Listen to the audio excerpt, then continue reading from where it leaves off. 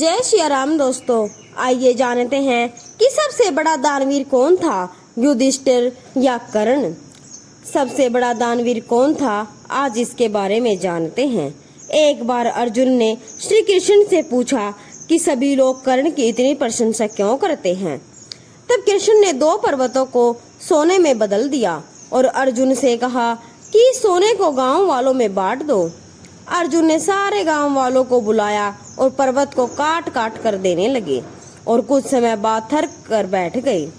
तब कृष्ण ने कर्ण को बुलाया और सोने को बांटने के लिए कहा तो कर्ण ने बिना कुछ सोचे समझे गांव वालों को कह दिया कि यह सारा सोना गांव वालों का है और वह इसे आपस में बांट ले। तब कृष्ण ने अर्जुन को समझाया कि कर्ण दान करने से पहले अपने हित के बारे में नहीं सोचता। इसी बात के कारण उन्हें सबसे बड़ा दानवीर कहा जाता है। आइए जानते हैं कि कर्ण ने ऐसी कौन से दान किए थे जिनके कारण उन्हें सबसे बड़ा दानवीर कहा जाता है। नंबर 1, दान में दिया कवच और कुंडल। भगवान कृष्ण भली भांति जानते थे कि जब तक कर्ण के पास उसका कवच और कुंडल है तब तक उसे कोई नहीं मार सकता। ऐसे में अर्जुन की सुरक्षा के लिए गारंटी नहीं ली थी। उधर देवराज इंद्र भी चिंतित थे क्योंकि अर्जुन उनका भी पुत्र था। भगवान कृष्ण और देवराज इंद्र दोनों जानते थे कि जब तक कर्ण के पास पैदाइशी कवच और कुंडल है वह युद्ध में अजय रहेगा। दोनों ने मिलकर योजना बनाई और इंद्र ने एक विप्र के वेश में कर्ण के पास पहुंच गए और उनसे दान मांगने लगे। कर्ण ने कहा, मांगो क्या चाहिए। विप्र बने इंद्र ने कहा, नहीं, पहले आपको वचन देना होगा कि मैं जो मांगूंगा आप वह दे देंगे। कर्ण ने तैश में जाकर जल हाथ में लेकर कहा, हम प्रण लेते हैं कि आप जो मांगेंगे मैं तुम्हें दूंगा। तब इंद्र ने कहा, हे राजन, आपके शरीर के कवच और कुंडल हमें दान में चाहिए। एक पल के लिए सन्नाटा छा गया।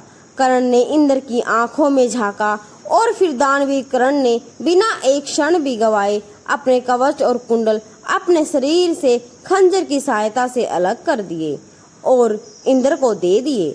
इंद्र ने तुरंत वहां से दौड़ ही लगा दी और दूर खड़े रथ पर सवार होकर भाग गए।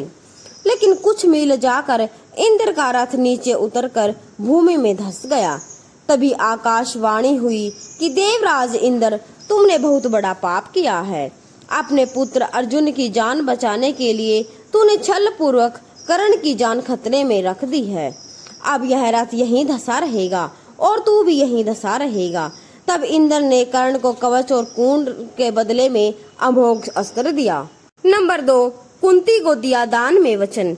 एक बार कुंती कर्ण के पास गई और उसे पांडवों की ओर से लड़ने का आग्रह करने लगी।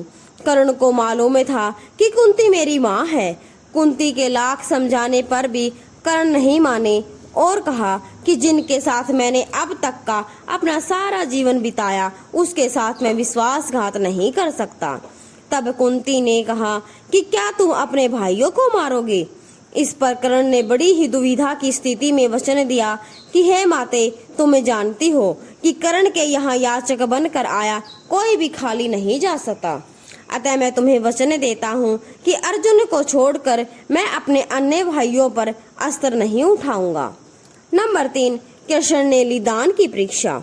जब महाराज युधिष्ठिर इंद्रप्रस्थ पर राज्य करते थे तब वह काफी दान आदि किया करते थे। पांडवों को उसका अभिमान होने लगा। भीम भी, अर्जुन ने भी श्री कृष्ण के समक्ष युधिष्ठिर की प्रशंसा शुरू कर दी कि वे कितने बड़े दानी हैं। लेकिन उन्हें बीच में ही टोक कर कहा, हमने कर्ण जैसा दानवीर कहीं नहीं देखा।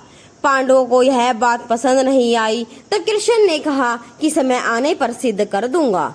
कुछ ही दिनों बाद एक याचक युधिष्ठिर के पास आया और बोला, महाराज, मैं आपके राज्य में रहने वाला एक ब्राह्मण हूँ और मेरा व्रत है कि बिना हवन किए मैं कुछ भी नहीं खाता पीता। कई दिनों से मेरे पास यज्ञ के लिए चंदन की लकड़ी नहीं है। यदि आपके पास हो तो मुझ पर कृपा करें, अन्यथा हवन तो पूरा नहीं होगा, मैं भी भूखा प्यासा मर जाऊंगा। युधिष्ठिर ने तुरंत कोषागार से कर्मचारियों को बुलवाया और कोष से चंदन की लकड़ी देने का आदेश दिया।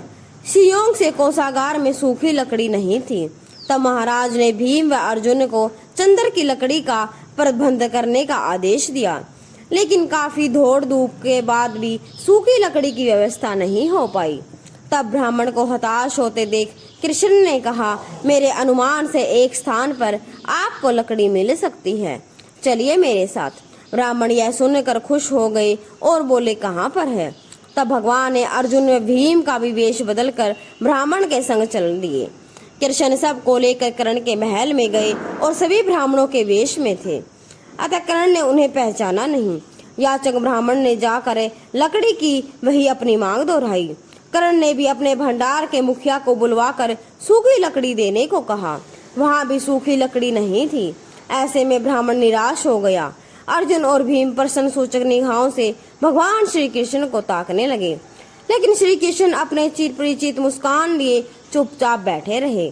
तभी कर्ण ने कहा, ब्राह्मण देव आप निराश न हो, एक उपाय है मेरे पास। उसने अपने महल के खिड़की दरवाजों में लगी चंदन की लकड़ी काट काट कर ढेर लगा दी। फिर ब्राह्मण से कहा, आपको जितनी लकड़ी चाहिए कब पर ले जाइए। कर्ण ने लकड़ी ब्राह्मण के घर पहुंचाने का प्रबंध भी कर दिया। ब्राह्मण कर्ण को आशीर्वाद देता हुआ लौट गया और पांडव व श्री कृष्ण भी लौट आए। वापस आकर भगवान ने कहा, साधारण अवस्था में दान देना कोई विशेषता नहीं है। असाधारण परिस्थिति में किसी के लिए अपने सर्वस्व को त्याग कर देने का ही नाम दान है। अन्यथा हे युधिष्ठिर, चंदन की लकड़ी के खिड़की द्वार तो आपके महल में भी थे, यौवन दान में दे दिया।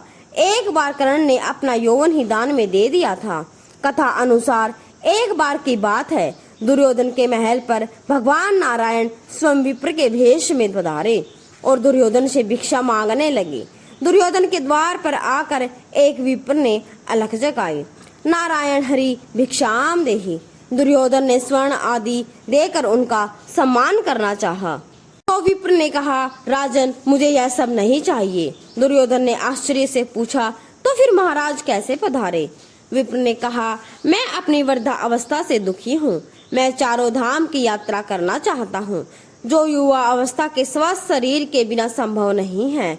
इसलिए यदि आप मुझे दान देना चाहते हैं तो यौवन दान में दीजिए। दुर्योधन बोला, भगवान मेरे यौवन पे मेरी सहधर्मिणी का अधिकार है, आज्ञा हो तो उनसे पूछाऊं। विप्र ने सिर हिला दिया। दुर्योधन अंतःपुर में गया और मुंह लटकाए लौट आया। विप्र ने दुर्योधन के उत्तर की प्रतीक्षा नहीं की, वह स्वतः समझ गए और वहां से चलते बने। उन्होंने सोचा अब महादानी कर्ण के पास चला जाए। कर्ण के द्वार पहुंचकर विप्र ने अलख जगाई, भिक्षाम देहि। कर्ण तुरंत राजद्वार पर उपस्थित हुआ। विप्र पर मैं आपका क्या कर सकता हूँ? विप्र ने दुर्योधन से जो निवेदन किया था वही कर्ण से भी कर दिया। कर्ण उस विप्र की प्रतीक्षा करने की विनय करके पत्नी से परामर्श करने अंदर चला गया, लेकिन पत्नी ने कोई ना नुकर नहीं की। वह बोली, महाराज दानवीर को दान देने के लिए किसी से पूछने की जरूरत क्यों आ पड़ी? आप उस विप्र को निसंकोच यौवन दान कर दे। कर्ण ने विलंब यौवन दान की घोषणा कर दी।